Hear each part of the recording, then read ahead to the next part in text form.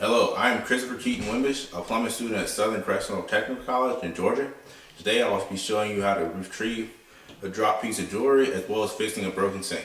Now the first part of going over to work at anyone else's house than your own is your dress code. Always wear a belt. You do not want plumber's crack. Always wear a nice clean shirt, but don't dress too nice because you don't want to seem like you're not ready to work. Wear a nice pair of non-slip shoes and long pants. And last, bring a nice pair of gloves and safety glasses just in case you might need them.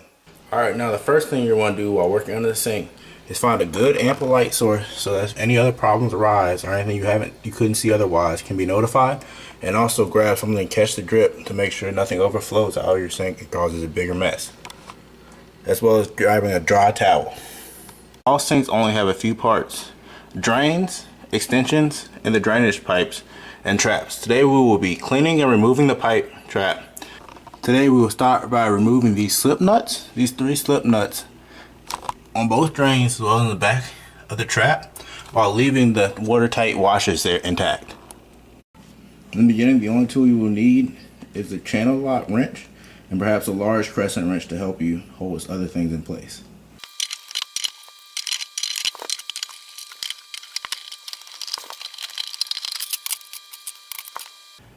After cleaning out the system under the sink and cleaning out the trap, I was able to determine that the source of the leak was this faulty slip nut and washer. To remove this problem, instead of buying a new one, we will just simply replace it with a whole piece that requires less parts. Less parts means less room for error. The first step in the replacement process is making sure this drain piece is the same size as this drain end. To do this, I'll simply lay them side by side and make a mark.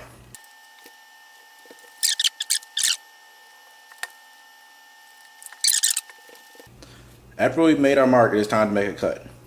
The way I like to make sure my cut is square is by cutting your index card in half, wrapping around the point, and where the points perfectly meet is a straight line all the way around the pipe.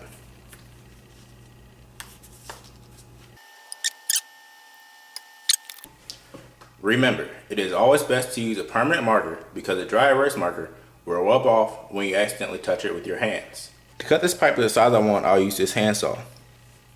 To make sure that this cut is square and perfect on the line, I'll use my thumb to line it up, but start slow to make sure that it doesn't jump. Cut until you have found your groove, and then you'll be fine.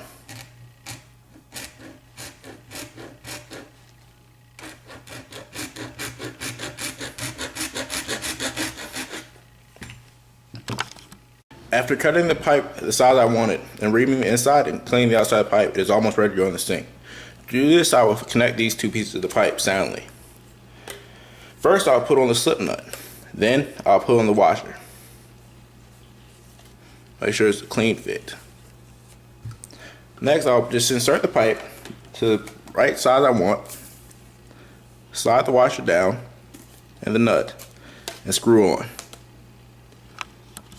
Hello, I am back under the sink and I'm ready to connect this piece of pipe to the sink.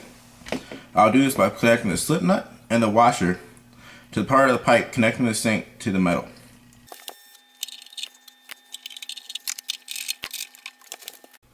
The last thing I'll do is replace the trap. I'll replace the trap by putting on another slip nut and another washer the same way I did previously. Connect this washer and slip nut back into the main stack pipe and connect the pieces.